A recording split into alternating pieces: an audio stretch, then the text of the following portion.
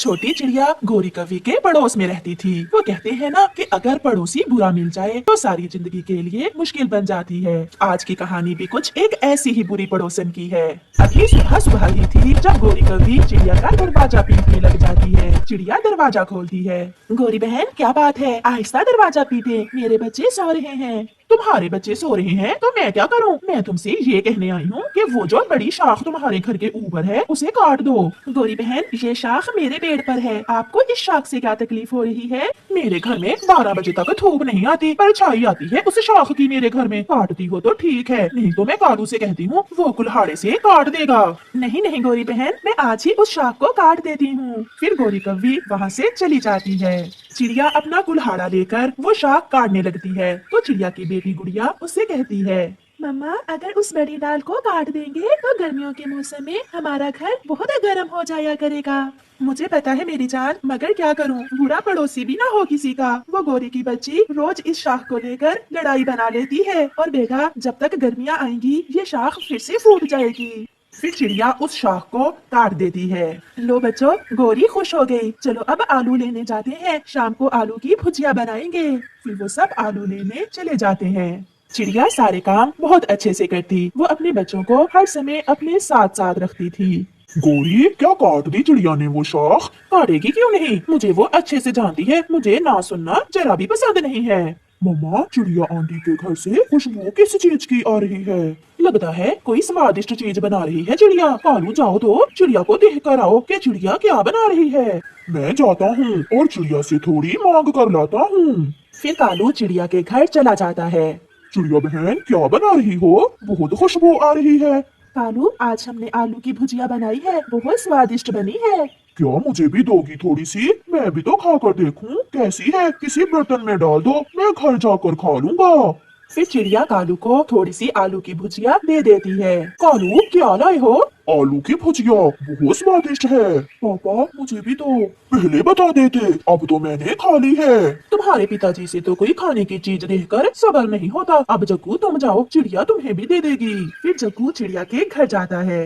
Aunty aunty पिताजी ने सारी ही खा ली आलू की भुजिया, थोड़ी सी मुझे भी दे दो। जाओ यहाँ से, क्या सब बारी बारी आओगे? तुम्हारे पिताजी ले गए हैं और हमने अभी खाना खाना है। नहीं कुकू बेटा, घर आए पड़ोसी से ऐसा नहीं करते। लो जग्गू बेटा, आप यहीं बैठकर खा लें। फिर जग्गू आलू की भुजिया लेकर वहीं बैठकर खा लेता है। रात हो जाती है। कुकू और गुड़िया आपस में खेल रहे थे और बातें कर रहे थे। मैं भाई से तेज उड़ सकती हूँ। नहीं नहीं मम्मा, कल देखना मैं बहना से आगे निकल जाऊंगा। मम्मा मम्मा, भाई की चोंच तो देखे, जैसे बिल्ली की पूंछ होती है। कालू जाओ और उस चिड़िया के बच्चों को चुप करवा कर आओ, कब से बोले जा रहे हैं, मुझे नींद नहीं आ रही। वो बच्चे खेल रहे हैं, जाओ तुम ही जाओ, मैं तो नहीं जाऊंगा। फिर गोरी कवि चिड़िया के दरवाजे पर जाती है और बाहर से ही कहती है, यहाँ आसपास कोई और भी रहता है, ऐसे शोर मचा रहे हो जैसे मेला लगा हुआ है यहाँ। बच्चों चुप कर जाओ, देखो गोरी आंटी तंग हो रही है। आप जाएं, क्या हम अपने घर में बात भी नहीं कर सकते? आप तो हर समय हमें ही तंग करती हैं। चिड़िया अपनी बेटी से कहो जबान संभाल कर बोले, मैं इसकी जबान काट दूंगी। गुड़िया बेटी चुप कर जाओ, आप जाएं गोरी, अब दोबारा आवाज नहीं आएगी। सुबह हो जाती है और गोरी कवि अपने घर का सारा कचरा इकट्ठा करके चिड़िया के घर के बाहर फेंक देती है। अब चिड़िया उठा लेगी मेरे घर का भी कचरा। ऐसा कहते हुए गोरी कवि अपने घर चली जाती है। चिड़िया जैसे ही अपने घर से निकलती है, अपने घर के बाहर कचरा देखकर चिड़िया गोरी को आवाज देती है। गोरी ओ गोरी, क्या ये कचरा तुमने यहाँ फेंका है? मैं पास आकर बताती हूँ। जी हाँ, मैंने ही फेंका है, और याद रखो तुम्हारा घर इस जगह से पीछे पीछे है और ये जगह तो सरकार की है। अगर मैं यही कचरा तुम्हारे घर के आगे फेंक कर कहूँ कि ये जगह सरकार की है, तो फिर तुम एक बार फेंक कर तो देखो, मैं देखती हूँ तुम कैसे फेंकती हो। शोर सुनकर गुड़िया और कुकू भी घर से बाहर आ जाती हैं। आपने रात को सारी हमारी आलू की भुजिया मांग मांग कर खा ली और अब हमारे दरवाजे के सामने कचरा फेंक रहे हो। जाओ बेटा, बच्चे बड़ों की बातों में नहीं बोलते। फिर चिड़िया वो कचरा उठाती है और अपने बच्चों को साथ लेकर दूर पहाड़ों की तरफ जाकर कचरा फेंक देती है। आज चिड़िया बहुत परेशान थी क्योंकि गोरी कव्वी उसे कुछ ज्यादा ही तंग कर रही थी। फिर वहाँ कबूतर आ जाता है। चिड़िया क्यों परेशान हो? क्या फिर से तुम्हारी पड़ोसन से लड़ाई हो गई? क्या बताऊं कबूतर, उन्होंने तो मेरा जीना हराम कर रखा है। आए दिन कोई ना कोई समस्या। आज तो उसने मेरे दरवाजे के सामने अपने घर का सारा कूड़ा फेंक दिया था। चिड़िया रोज रोज के रोने से अच्छा है आप एक बार ही रो लें। क्या मतलब कबूतर, मैं समझी नहीं। मेरे घर के पास ही एक बड़ी चील रहती है। वो टूटे हुए घोंसले में रहती है और उसे नया घर खरीदना है। आप अपना घर उसे बेच दें। और फिर मैं कहाँ जाऊंगी कबूतर भैया? मेरे पास 2 घर हैं, उनमें से एक आप ले लें। मेरी भी जान छूट जाएगी बुरी पड़ोसन से और आपकी भी। चिड़िया को कबूतर की ये बात बहुत अच्छी लगती है। तो फिर अभी चलें झील के पास। ऐसे चिड़िया और उसके बच्चे कबूतर के साथ वहाँ से जाते हैं। कितने में दोगी चिड़िया तुम अपना घर? जो आपकी इच्छा चीली, मैं अपनी पड़ोसन से बहुत तंग हूँ। आप मेरा घर रख लें और जितने पैसे देने हुए दे देना। ऐसे वो बड़ी चील चिड़िया से उसका घर खरीद लेती है और चिड़िया कबूतर के दूसरे घर में चली जाती है। अभी दूसरा ही दिन था जब बड़ी चील गोरी को आवाज देती है। सुनो काली कवि, मेरे पास आओ और मेरी बात सुनो। चील दी आप और यहाँ तो और कहाँ जाऊँ? मैंने ये घर चिड़िया से खरीद लिया है। क्या?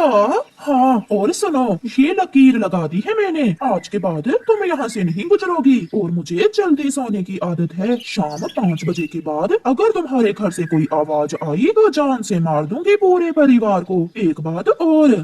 चील ऐसे बोले जा रही थी और गोरी हाँ में सर हिलाए जा रही थी। गोरी चिड़िया बहुत अच्छी थी। हम कई बार उससे शाम का खाना भी ले लेते थे और वो तुम्हारी वजह से यहाँ से चली गई है। हाँ कालू, मगर जो खेल चिड़िया मेरे साथ खेल गई है मैं उसे सारी जिंदगी याद रखूंगी। मुझे अपने किए पर बहुत पछतावा हो रहा है। उस जालिम चील ने पहले ही दिन मुझे मेरी नानी याद दिला दी है। अब जीवन कैसे गुजरेगा यहाँ? फिर ऐसे कालू और गोरी कवि बहुत पछताते हैं और चिड़िया कबूतर के पड़ोस में खुशियों भरा जीवन जीती है। गोरी बहन, क्या बात है? आपको पहले कभी इतना दुखी नहीं देखा। सब ठीक तो है? चिड़िया बहन क्या बताऊँ, मेरा बेटा जग्गू जवान हो गया है। उसकी शादी करना है मुझे। कोई अच्छी सी और सुंदर सी कवि ढूंढ रही हूँ, मिल नहीं रही, बस इसीलिए परेशान थी। गोरी बहन, मेरी बहन वाले जंगल में एक कवि रहती है, चुन्नी है नाम उसका। वो बहुत अच्छी कवि है, अकेले ही रहती है। अकेले? क्या माता पिता नहीं है उसके? नहीं, उसके माता पिता तो बहुत देर पहले मर गए थे। अगर आप कहो तो मैं चलती हूँ आपके साथ, हम उस कवि से बात कर लेते हैं। तो फिर बात क्या करनी, हम अपने जग्गू बेटे को साथ ही ले जाएंगे और अगर मुझे वो कवि पसंद आ गई तो ब्याह कर साथ ही ले आएंगे। गोरी बहन, अब तो शाम होने वाली है, हम कल सुबह जाएंगे। तो फिर कल कितने बजे मैं जग्गू को साथ लेकर आ जाऊँ तुम्हारी तरफ? जब आपका मन चाहे, मैं सुबह घर पर ही होंगी। अब चलो गोरी बहन, शाम होने ही वाली है। फिर गोरी कवि और चिड़िया अपने अपने घर की तरफ चल देती हैं। जंगल में रात हो जाती है। सब पक्षी अपने अपने घरों में सो रहे थे। कालू जी, आज मुझे रानो चिड़िया मिली थी। वो बता रही थी कि उसके बहन वाले जंगल में कोई कवि रहती है। मैं कल जा रही हूँ चिड़िया के साथ उसे देखने। क्यों, क्या देखना है तुमने उस कवि का? अपने जग्गू के लिए। अपने जग्गू के लिए पत्नी ढूंढ रही हूँ मैं। तुम्हें चिंता है नहीं, मैं तो दिन रात अपने जग्गू की शादी के सपने देख रही हूँ। कोई दहेज भी देंगे जग्गू के ससुराल वाले? दहेज तो नहीं मिलेगा। ससुराल में कौन है? वो कवि तो अकेले ही रहती है, गरीब सी है, माता पिता मरे हुए हैं। माँ, फिर मैं नहीं शादी करूंगा ऐसी गरीब कवि से। मैं तो कोई अमीर सी कवि देखकर उससे शादी करूंगा। जग्गू बेटा, ऐसे गरीब पक्षी सेवा बहुत अच्छे से करते हैं। 2-4 दिन सेवा तो करेगी हमारी, फिर अगर तुम्हें पसंद न आई तो कोई और ढूंढ लेंगे। फिर ठीक है मम्मा। वो ऐसे बातें करते करते सो जाते हैं। अगले रोज जैसे ही सूरज अपनी रोशनी बखेरता है, गोरी कवि अपने बेटे जग्गू को साथ लेकर चिड़िया की तरफ जाती है। चलें गोरी बहन? मैं जग्गू को भी साथ ही ले आई हूँ। मैं तो तैयार हूँ, बस तुम्हारी ही देर है। मैं भी तैयार ही बैठी थी। फिर वो सब दूसरे जंगल चल देते हैं। गोरी कवि तो बहुत खुश थी, उस कारण नहीं कि वो अपने बेटे की शादी करने जा रही थी, बल्कि इसलिए कि वो अपनी सेवा के लिए एक कवि लेने जा रही थी। वो दूसरे जंगल पहुंच जाते हैं। नमस्ते चिड़िया आंटी। नमस्ते चुन्नी बेटी। चुन्नी कवि बेटी, ये गोरी कवि है और ये इसका बेटा जग्गू है। गोरी बहन अपने बेटे की शादी करना चाहती थी, मुझसे बात की तो मेरे विचार में आप आ गई। क्या आप शादी करोगी इस कवि से? वो कवि शर्मा जाती है। आंटी, मेरा तो और कोई भी नहीं है इस जंगल में, जो आपको अच्छा लगे। गोरी बहन, आप भी चुन्नी को अच्छे से देख लें, बाद में फिर ना डरती फिरना। दहेज वगैरह कुछ नहीं मिलेगा, 2 पंखों में दुल्हन ही लेकर जाना होगी। चुन्नी कवि बेटी, क्या क्या काम आते हैं आपको? आंटी, मुझे सब काम आते हैं। मैं भोजन की खोज कर सकती हूँ, मैं घोंसले की मरम्मत कर सकती हूँ और मैंने तो नया पक्का लकड़ियों वाला घर बनाना भी सीख रखा है। चलो माँ, घर तो नया बनवाएंगे इस कवि से। चुप कर जाओ, मुझे स्वीकार है चिड़िया। तो फिर चुन्नी चलो, हम तुम्हें बिहाने आए हैं, आप हमारे साथ ही चलो। आंटी, आप पहले बैठे तो मैं आपके लिए कुछ फल वगैरह ढूंढ कर लाती हूँ। अब अपने ससुराल जाकर ही फल ढूंढ ढूंढ कर लाना। चलो, शाम से पहले पहले हमें लौट कर भी जाना है। ऐसे गोरी कवि अपने बेटे जग्गू कवि के लिए उस चुन्नी कवि को बिहा कर ले जाती है। गोरी बहन, अब मैं चलती हूँ, मुझे भोजन की खोज को भी निकलना है और शाम भी होने ही वाली है। फिर रानो चिड़िया अपने घर चली जाती है। तो पास पास के सभी जंगलों में ये कभी मिली तुम्हें अपने बेटे की शादी करने के लिए? इसे नया घर भी बनाना आता है और भोजन की खोज भी। तो फिर जाओ बहू, आज देखते हैं क्या लाती है हमारी बहू अपने ससुर जी के लिए खाने को। और सास जी के लिए भी।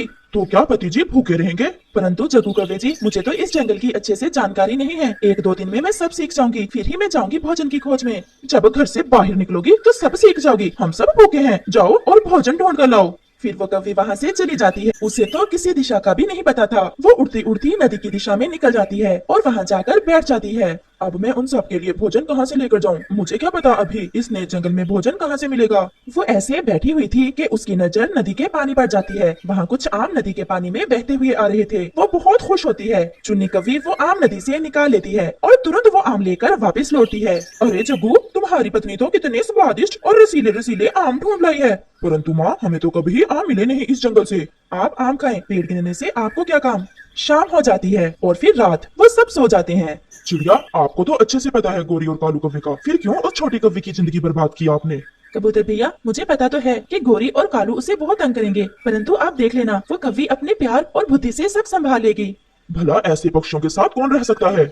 कबूतर भैया, आप कबूतर हो, कबूतरी नहीं हो। आपको नहीं पता, एक लड़की पक्षी होकर अपनी जिंदगी गुजारने के लिए सब बर्दाश्त करना पड़ता है। ऐसे ही मुझे पूरा विश्वास है, वो कौवी सब करेगी, परंतु अपना घर नहीं छोड़ेगी। तो फिर देखते हैं, मुझे तो ऐसा नहीं लगता। तुम बता रही थी कि लकड़ियों का घर बनाना आता है तुम्हें। हम भी कब से इस तिनकों के घोंसले में जी रहे हैं। अगर तुम्हें लकड़ियों का घर बनाना आता है तो बनाओ एक सुंदर सा घर, हम भी तो देखें तुम कैसा घर बनाती हो। जी माँ जी, मैं पहले सबके लिए भोजन ले आऊं और फिर शुरू करती हूँ। परंतु माँ, मुझे आपकी मदद की जरूरत होगी लकड़ियाँ लाने में। मेरी माँ ने कभी काम नहीं किया। तो फिर आप चले जाना मेरे साथ, लकड़ियाँ ही तो लानी है। मेरे बेटे ने भी कभी काम नहीं किया।